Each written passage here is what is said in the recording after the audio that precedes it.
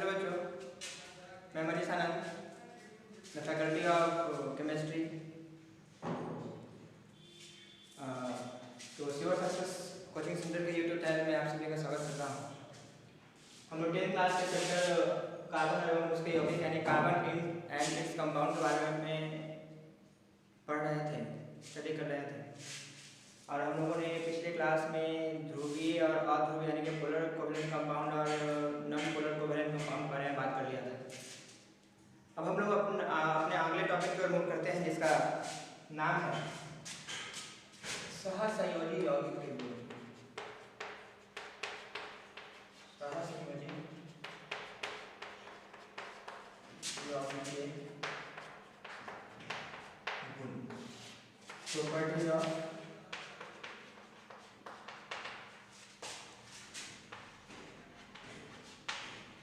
Covalent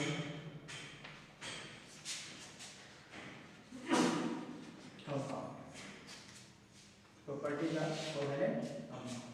but अगर हम लोग इससे प्रॉपर्टी की बात करें तो कहते हैं क्या, इसका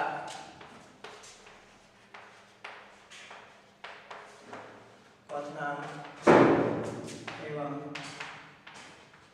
गलनांक निम्न होता है।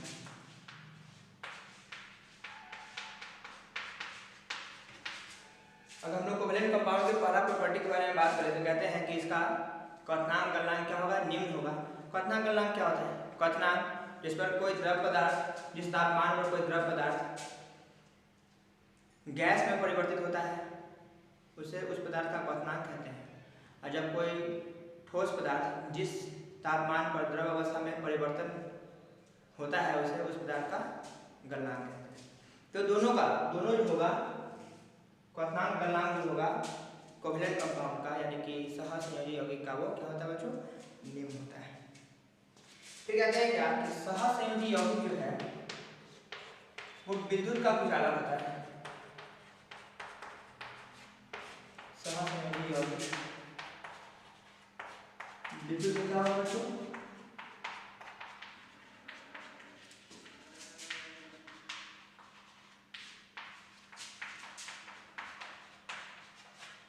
मतलब कोई भी सहसंयोजी यौगिक यानी कोवैलेंट कंपाउंड होगा वो इलेक्ट्रिकल नॉन कंडक्टर होगा। मतलब उस कंपाउंड से होकर के इलेक्ट्रिसिटी फ्लो नहीं कर सकता है, उससे होकर के विद्युत धारा का प्रवाह नहीं हो सकता है।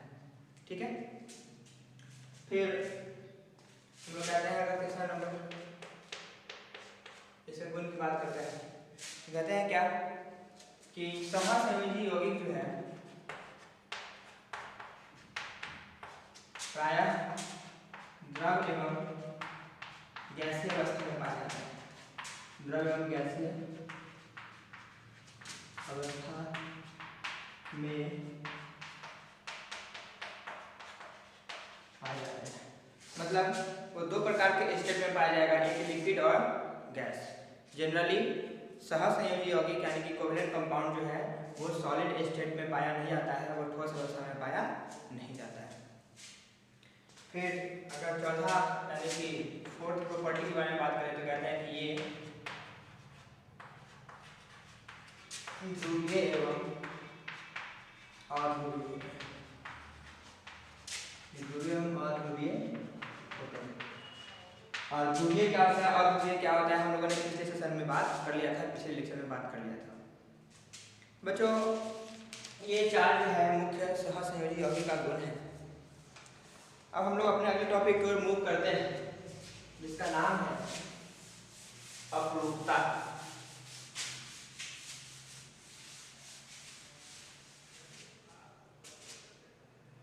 अपरूपता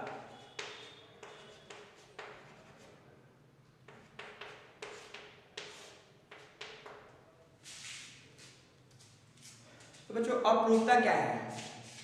अपरूपता वर्ड जो है वो अपरूप से आया है, और अपरूप का मतलब होता है दूसरा रूप, किसी पदार्थ का दूसरा रूप। मतलब कहते हैं क्या कि जब कोई भी तत्व या यौगिक दो या दो से अधिक विभिन्न रूपों में पाया जाता है तो उस तत्व या उस यौगिक को उसका अपरूप कहते हैं। और अपरूप की ये जो घटना होती है ना, इसको हम लोग क्या कहते हैं, अपरूपता कहते हैं।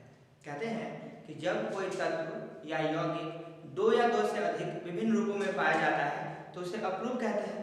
और अपरूप की ये जो परिघटना है, अपरूप की ये जो घटना है, उसको हम लोग क्या कहते हैं, अपरूपता कहते हैं। तो इसका डेफिनेशन हम लोग बता कर देते हैं। सबसे पहले जब कोई तत्व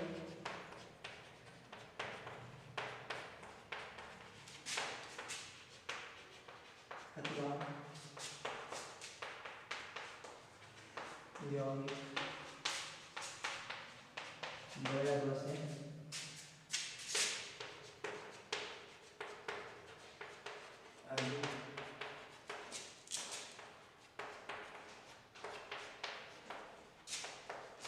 विभिन्न रूपों में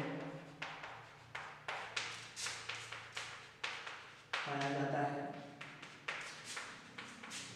तो उसे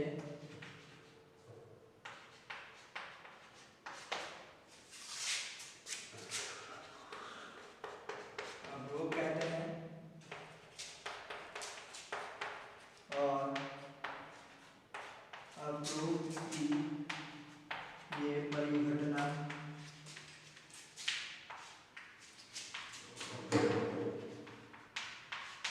अपरूपता कहलाती है। जैसे बच्चों अगर हम लोग फास्फोरस की बात करें, ठीक है, तो फास्फोरस के भी अपरूप होते हैं। आप लोगों ने नाम सुना होगा, सफेद फास्फोरस, पीला फास्फोरस, लाल फास्फोरस।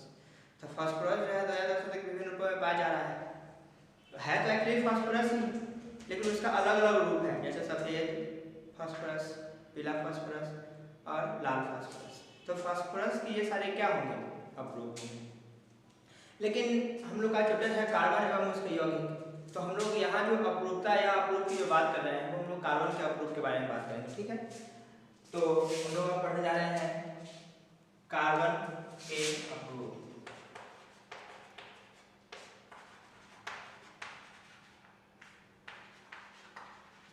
कार्बन के अपरूप एलोट्रॉप्स ऑफ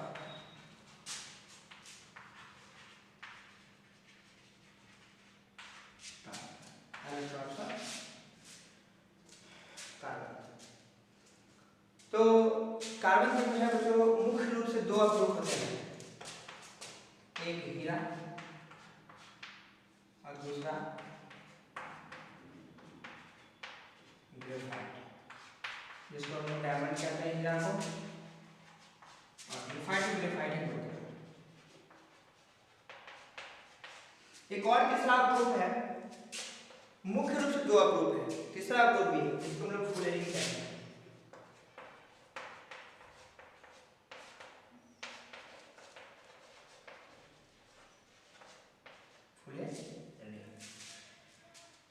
तो बच्चों अब ये कार्बन के अपरूप है, तो ये सारे के सारे कार्बन के शुद्ध रूप होंगे, मतलब कंप्लीटली हीरा, ग्रेफाइट और फ्लोरीन ये तीनों के तीनों कंप्लीटली कार्बन से ही मिलकर बने होंगे। लेकिन चूंकि इनका अलग अलग रूप है, इसलिए इन सबों को हम लोग कार्बन का अपरूप कहते हैं। तो कार्बन के अपरूप के बारे में हम लोग सबसे पहले बात कर लेते हैं हीरा के बारे में। हीरा क्या है, वो किस प्रकार से कार्बन का अपरूप है।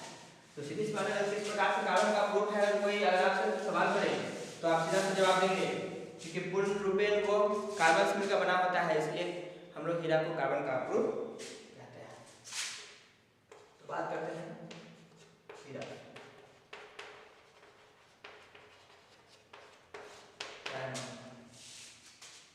सबसे पहले बच्चों अगर हम लोग हीरा के बारे में बात करें तो कहेंगे क्या, हीरा क्या है, कार्बन का शुद्ध रूप है। यह पूरा यानी कि पूर्णतः जो है ये कार्बन से मिलकर बना होता है। फिर कहते हैं क्या, हीरा दुनिया का सर्वाधिक कठोर पदार्थ है, मतलब ये इसको आसानी से तोड़ा नहीं जा सकता है, इसको आसानी से ब्रेक नहीं किया जा सकता, ये काफ़ी कठोर होता है। फिर इसको कहा जाता है कि ये काफ़ी चमकीला भी होता है, ठीक है। हीरा क्या होता है बच्चों, काफ़ी चमकीला भी होता है। तो चमकीला होने का कारण क्या है कि उसका अपवर्तनांक जो है वो काफ़ी उच्च होता है, ठीक है ना। उसका अपवर्तनांक जो है वो क्या होता है, काफ़ी उच्च होता है, और उसका अपवर्तनांक जो है लगभग 2.42 के बराबर होता है। हीरा का अपवर्तनांक जो है वो कितना होता है बच्चों, 2.42 के बराबर होता है, जो कि एक काफ़ी बड़ी वैल्यू है, काफ़ी बड़ी वैल्यू है, जिस कारण से हम लोग कहते हैं क्या कि हीरा का अपवर्तनांक क्या होता है, उच्च होता है। और अगर हम लोग बात करें अब कि हीरा का संरचना, हीरा का स्ट्रक्चर, डायमंड का स्ट्रक्चर कैसा होता है, तो कहते हैं क्या कि डायमंड का स्ट्रक्चर जो है वो चतुष्फलकीय होता है, यानी कि हीरा का संरचना जो है वो चतुष्फलकीय होता है। उसको हम लोग इंग्लिश में चतुष्फलकीय को टेट्राहेड्रल कहते हैं। मतलब डायमंड का जो शेप होगा, जो स्ट्रक्चर होगा बच्चों, वो टेट्राहेड्रल होगा। इसमें कुल मिलाकर के 8 फेसेस होते हैं। हीरा में जो है कुल मिलाकर बच्चों कितने फेसेस होंगे? 8 फेसेस होंगे। ठीक है। फिर चूंकि हीरा जो है काफी अगर हम लोग प्राकृतिक हीरा की बात कर रहे हैं तो ये मिलना बहुत मुश्किल है और कम मिलने के कारण से जो है ये काफी महंगा होता है। ठीक है। तो जनरली इसका यूज हम लोग आभूषण बनाने में करते हैं, ठीक है ना, आभूषण बनाने में या शीशा को काटने में हम लोग इसका उपयोग करते हैं। ठीक है। तो जनरली हम लोग जो आभूषण का यूज करते हैं, ध्यान रहे इस बात का कि हम लोग जो आभूषण का यूज करते हैं और कहते हैं कि डायमंड का नेकलेस है या डायमंड का रिंग है बच्चों, तो ध्यान से आप इस बात को जान लें कि वो जो हमारा डायमंड का नेकलेस होता है या जो हमारा डायमंड का रिंग होता है ना, वो एक्चुअली हमारा नेचुरल डायमंड नहीं होता है, वो हमारा प्राकृतिक हीरा नहीं होता है। वो जो हीरा होता है वो संश्लेषित हीरा होता है, और संश्लेषित हीरा मतलब मैन मेड डायमंड है ना, जिसको लेबोरेटरी में, ठीक है, प्रिपेयर किया जाता है। ठीक उसी प्रकार से जितना प्रेशर टेम्परेचर चाहिए होता है उसको नेचुरल डायमंड को बनने में, तो उस वही टेम्परेचर और प्रेशर देकर के जो है लेबोरेटरी में मैनमेड डायमंड का फॉर्मेशन किया जाता है, मानव निर्मित हीरा का निर्माण किया जाता है। वो उसमें दोनों में अंतर कर पाना बच्चों बहुत मुश्किल है। नेचुरल डायमंड और मैनमेड डायमंड में उस दोनों में आप अंतर नहीं कर पाएंगे, उसमें आप थोड़ा सा भी विभेद नहीं कर पाएंगे, वो दोनों देखने में एकदम एक जैसा लगता है। ठीक है। तो हम लोग कहते हैं क्या कि जैसा कि बात की हीरा का स्ट्रक्चर कैसा था बच्चों? चतुष्फलकीय, चतुष्फलकीय यानी टेट्राहेड्रल। कैसा? तो कुछ इस तरीके से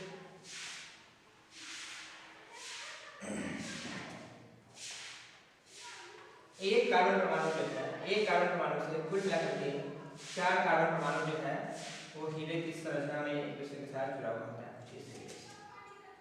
तो बच्चों ये तो हम एक यूनिट सेल बना रहे हैं, मतलब कहते हैं क्या कि टेट्राहेड्रल स्ट्रक्चर जो है हमारा हीरा का, ये सबसे छोटा रूप ले रहे हैं, ठीक है ना।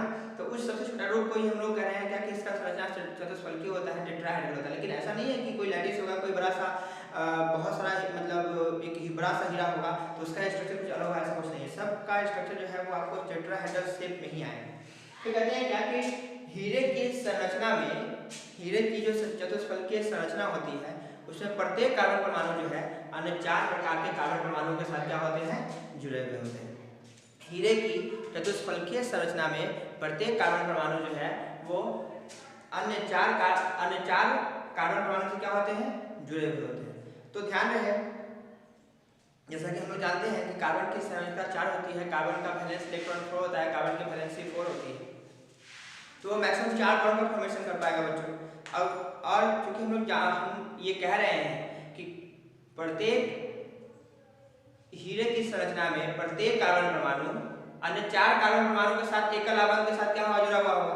तो कार्बन के पास एक भी इलेक्ट्रॉन क्या होगा? स्वतंत्र अवस्था में नहीं होगा, इंडिपेंडेंटली एक भी इलेक्ट्रॉन मूव नहीं कर रहा होगा। तो हम लोग कहते हैं क्या कि यही कारण है कि हीरा जो होता है वो विद्युत का कुचालक होता है। हीरा जो है इलेक्ट्रिकल नॉन कंडक्टर होता है, हीरा से इलेक्ट्रिसिटी पास नहीं कर सकता है। ठीक है।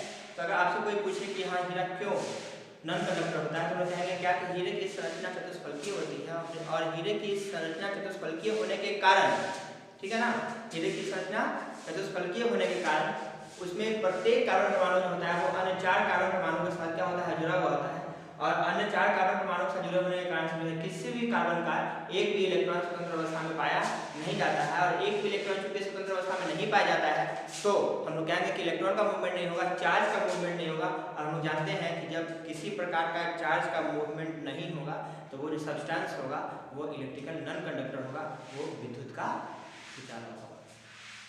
तो कुछ इस प्रकार से जो है एटम एक दूसरे के साथ कनेक्टेड होंगे, ये चतुष्फलकीय संरचना याद है।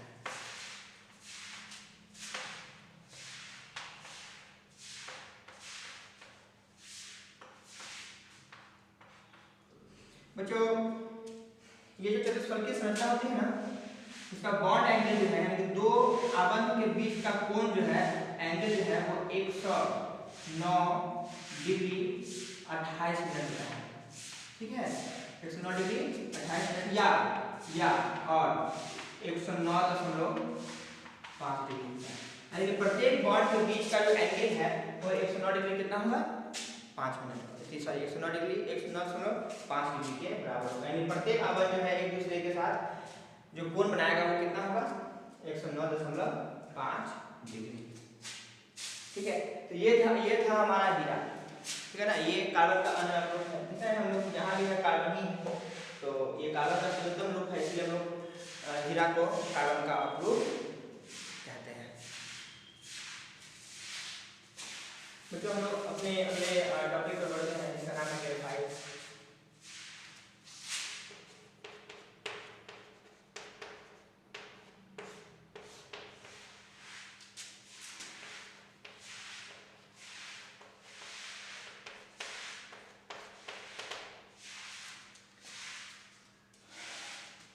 हम लोग जान रहे हैं कि कार्बन का अपरूप है ग्रेफाइट। तो ग्रेफाइट में क्या होगा, कार्बन का क्या होगा बच्चों, शुद्धतम रूप होगा, मतलब पूर्णतः कार्बन से ही मिलकर के बना हुआ।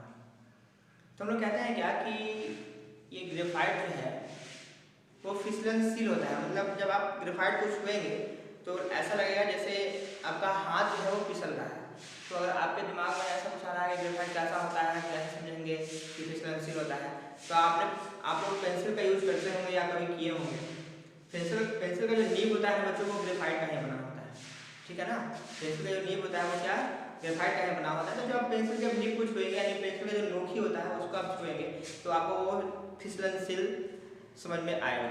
तो कहते हैं क्या, सबसे पहले गुण की बात करते हैं हम लोग ग्रेफाइट का, तो क्या होता है बच्चों, फिसलनशील होता है। फिर कहते हैं क्या, ये जो है कार्बन का अस्थायी रूप है, ऐसा नहीं है कि ये कभी चेंज हो जाएगा या कुछ भी, है ना। तो वो ग्रेफाइट निश्चित रूप से कार्बन का अपरूप है, ये कभी और दूसरे रूप में कन्वर्ट नहीं होता है, इसलिए कहते हैं क्या कि ग्रेफाइट जो है हमारा कार्बन का अस्थायी रूप है। हीरा भी अस्थायी रूप अपरूप है। ठीक है ना, हीरा भी ऐसा नहीं है कि बार बार वो अलग अलग रूप में चेंज हो रहा है, ऐसा कुछ नहीं है। हीरा, ग्रेफाइट, फ्लोरीन, ये सारे के सारे जो है हमारे कार्बन के अस्थायी अपरूप है। फिर कहते हैं क्या कि हमारा जो ग्रेफाइट का जो संरचना है वो बच्चों षटफलकीय होता है। ठीक है ना, क्या होता है, षटफलकीय होता है।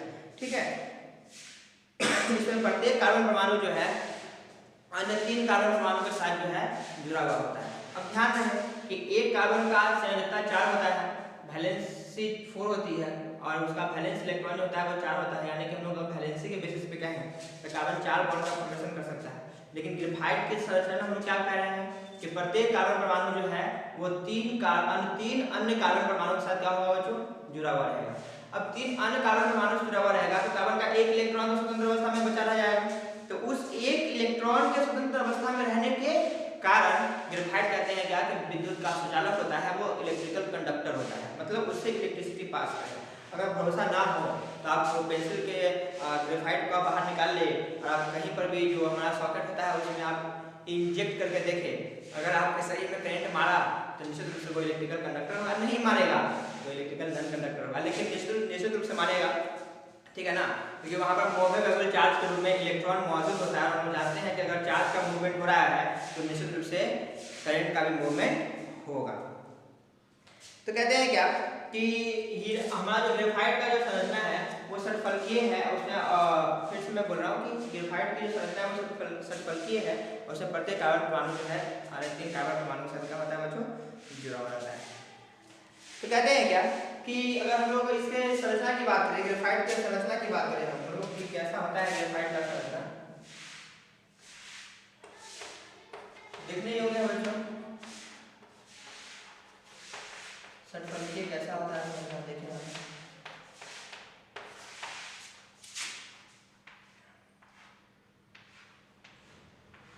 कुछ इस प्रकार,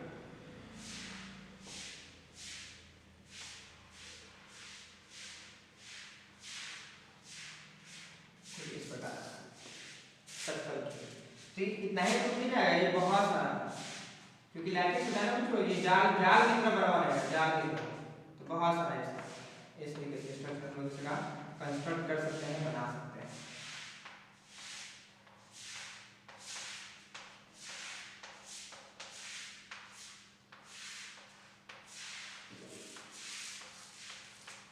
कोई इसका ओवरलोड नहीं होगा। बहुत सारा इसका इस तरीके से हम लोग बनाने जा सकते हैं।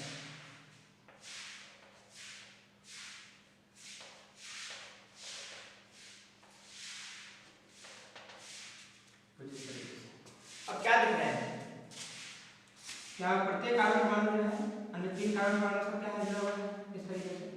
देखिए इस कार्बन का टारगेट करें हम, तो एक बॉन्ड इधर, एक बॉन्ड इधर, एक बॉन्ड इधर, तो इस कार्बन के पास एक इलेक्ट्रॉन स्वतंत्र अवस्था में बच गया। ये इलेक्ट्रॉन का मूवमेंट होने के कारण से जो है ग्रेफाइट का होगा विद्युत का सुचालक। और सिर्फ यही नहीं बच्चों, हर जगह आप देखिए इस कार्बन को भी टारगेट करो तो एक बॉन्ड इधर, एक बॉन्ड इधर, एक बॉन्ड इधर, 3 बॉन्ड हुआ। यहाँ भी एक इलेक्ट्रॉन स्वतंत्र अवस्था में है। अब यहाँ की बात कर लें, यहाँ की बात कर लें, यहाँ भी एक इलेक्ट्रॉन स्वतंत्र अवस्था में, क्योंकि 3 ही बॉन्ड का फॉर्मेशन किया है। अब यहाँ की बात करते हैं 1 2 3, यहाँ भी 3 ही बॉन्ड का फॉर्मेशन किया है। यानी प्रत्येक कार्बन परमाणु के पास जो है एक एक इलेक्ट्रॉन होगा, वो क्या होगा स्वतंत्र अवस्था में होगा। और एक एक इलेक्ट्रॉन स्वतंत्र अवस्था में होने के कारण से जो है वो इलेक्ट्रिकल कंडक्टर होगा, यानी कि उससे होकर विद्युत धारा का प्रवाह होगा, उससे होकर के इलेक्ट्रिसिटी पास करेगा। फिर आप कहेंगे क्या कि सर हमारा जो है ग्रेफाइट क्योंकि कार्बन का अप्रोप है, कार्बन अधातु है, कार्बन नॉन मेटल है, और नॉन मेटल तो इलेक्ट्रिकल नॉन कंडक्टर होता है।